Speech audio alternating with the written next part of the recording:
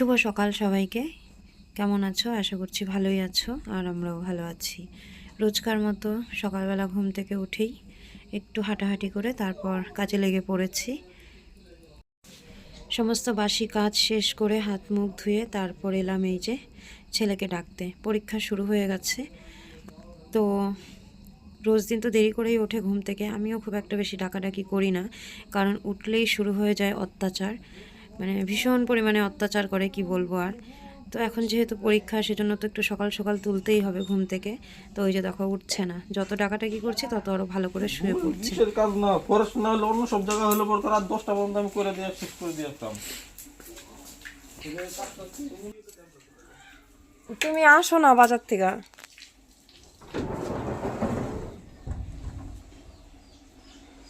চা বানাইতে কি 6 মাস 9 মাস লাগে? সমুদ্রের পাপার একটা আর্জেন্ট কাজ আছে, যার জন্য সকাল সকাল যেতে হবে আর কি, মানে খুব অল্প সময়ের মধ্যে কাজটা শেষ করতে হবে। তো সেই জন্য 8টার আগেই বেরোতে চাচ্ছে। তো আমি বললাম যে তাহলে রুটি বানিয়ে দিই, রুটি দিয়ে চা দিয়ে খেয়ে গেলে তাও কিছুক্ষণ পেটে থাকবে। এমনি সকালবেলা ভাত খেতে চায় না, আর এত সকালে রান্না করতে ভালোও লাগে না। তো 7:30 7টার মতো বাজে এখন। সেজন্য এই যে একটু গরম জল দিয়ে আটা মেখে নিলাম। চা হয়ে গেছে। গতকাল রাতে মিষ্টি এনেছিল, তো কেউই খাইনি। মিষ্টিটা বিশেষ করে আমার জন্যই আনে, আমি পছন্দ করি, আর ওর ঠাম্মি দাদু তো বাড়িতে নেই। তো রাতে যেহেতু খাইনি, তো এখন এই যে রুটি বানিয়ে রুটি দিয়ে মিষ্টি দিয়ে খেতে ভালো লাগে। তো ও খুব একটা বেশি পছন্দ করে না মিষ্টি, তারপরেও খায়। তো বাজারে গেছিলো, বাজারে এনে দিয়ে গেল। ছোটো মাছ আনতে বলেছিলাম, তো ছোটো মাছ তো আনেনি, মাংস নিয়ে এসছে। একদিকে ভালোই করেছে, সমুদ্র খেতে পারে না ছোটো মাছ। তাড়াহুড়ো করে যে কাজই করি না কেন, কোনোটাই ভালো হয় না। তো এমনি খেতে চাইছিল না, বলছিল শুধু চা খেয়েই যাবে। তারপর আমি জোর করে এই যে কয়েকটা রুটি বানালাম। তো আটা মেখেছি, আটা মাখাটা বোধহয় ভালো হয়নি, সেই জন্য সাইডগুলো ফেটে গেছে। আর গরম জল দিয়ে মাখলে এমনিও সাইডগুলো ফাটে। তো দেখো কড়াইতে রুটি ভাজছি, উনুন জ্বালানোরও সময় নেই। উনুন জ্বাললে মাটির তাওয়াতে রুটি বানালে রুটিগুলো সুন্দর হয়। তো গ্যাসে কড়াইতে রুটি ভাজছি, বেশ একটা ভালো হচ্ছে না। আর উনুনে গ্যাসে রুটি বানানোর মতো তাওয়া নেই আমার। তো কয়েকটা বানিয়ে দিলাম, ও খেয়ে যাক, পরে বাকিগুলো বানাবো। তো এই যে 2 রকমের মিষ্টি দিয়ে দিলাম, আর চা খেয়েছে আগেই। এখন রুটি দিয়ে মিষ্টি খেয়ে তারপর এই যে বেরোচ্ছে। তো এটা কি আমি জানি না, তো আমি ভাবলাম কি ব্যাপার, ছাতা নিয়ে কোথায় যাচ্ছে। সেই জন্য এই জিনিসটা দেখতে আবার বাইরে এগিয়ে আসলাম। তো বললো এটা ছাতা না, এটা কাজেরই জিনিস। তো যাই হোক, কোনো দিন দেখিনি এটা কি জিনিস, হবে হয়তো কোনো কাজের। তো ওকে বিদায় দিয়ে তারপরে এই যে এলাম, আমি আবার চা গরম করলাম, গরম করে তারপর খাবো এখন। মাইতে দিছে ওরা।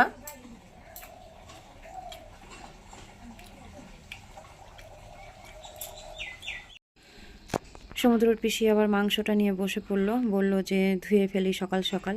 তো মাংসটা ধুচ্ছে, আমি আবার শাকগুলো নিয়ে কলে চলে গেলাম। সকালবেলা যে টাইম কলে জল দেয়, তো সেই জলে শাকগুলোকে ভালো করে ধুয়ে নিয়ে এলাম।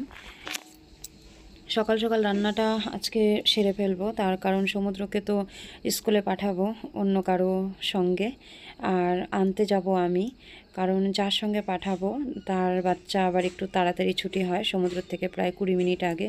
সেজন্য সমুদ্রকে নিয়ে আসতে পারবে না, তাই আমাকেই যেতে হবে আনতে। তো এখন ওর টিফিনের জন্য একটু আলু ভাজা করছি। টিফিনে রুটি আর আলু ভাজাই নিয়ে যায়, বেশিরভাগ দিনই রুটি আলু ভাজা নিয়ে যায়, তার কারণ ও এটাই পছন্দ করে, অন্য কোনো খাবার দিলে খেতে চায় না। তো শাক, এটা হচ্ছে রাই সর্ষের শাক। এই শাকটা একটা কেমন গন্ধ আছে, সেজন্য একটু লবণ দিয়ে ভালো করে চটকে তারপর জলটা ফেলে দিলাম, গন্ধটা একটু কম লাগবে। তো আমি আগে কোনো দিনও রসুন দিয়ে পেঁয়াজ দিয়ে এই শাকের ভাজা খাইনি। আমার মাকে দেখতাম ঝোল রান্না করতে, বেশ মাখা মাখা করে আর কি রান্না করতো। তো আজকে আমার কি মনে হলো, ভাবলাম মানে ওর পিসিও খেতে চায় না, সমুদ্রও খেতে চায় না, তো আমি একাই খাবো, সেজন্য ভাজা করি, দেখি কেমন লাগে। তো খাওয়ার সময় ভালোই লেগেছিল। আর সেই যে জলপাই এনেছিলাম আমার বাড়ির থেকে, সেই জলপাই কয়েকদিন রোদে হলুদ লবণ মেখে শুকিয়ে তারপরে যে আজকে আচার বানালাম। শাক ভাজা তো হয়ে গেছে, এখন মাংসর জন্য আলুটা ভেজে নিচ্ছি। তারপর রান্নাটা শেষ করে, অনেক কাজ আছে, বাসন টাসন মাজা, গ্যাস মোছা, টুকটাক আরও অনেক কাজ, সেগুলো সেরে স্নান করে পুজো দিয়ে তারপর যেতে হবে স্কুলে। আমি শুধুমাত্র পরীক্ষার সময়ই একদিন দুদিন প্রথমে যাই স্কুলে, তাছাড়া আমি ওকে স্কুলে কখনো দিতেও যাই না, আনতেও যাই না। তো আমার একটু কেমন কেমন যেন লাগে, এই দুপুরবেলা বেরোবো, স্কুলে গিয়ে দাঁড়িয়ে থাকবো 5-10 মিনিট, ও কখন বেরোবে, একটা বিরক্তিকর লাগে।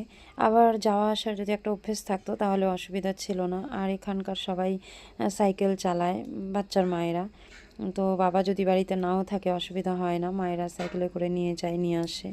তো আমি তো সেটিও পারি না। যাই হোক, কথা বলতে বলতে আমার রান্না শেষ।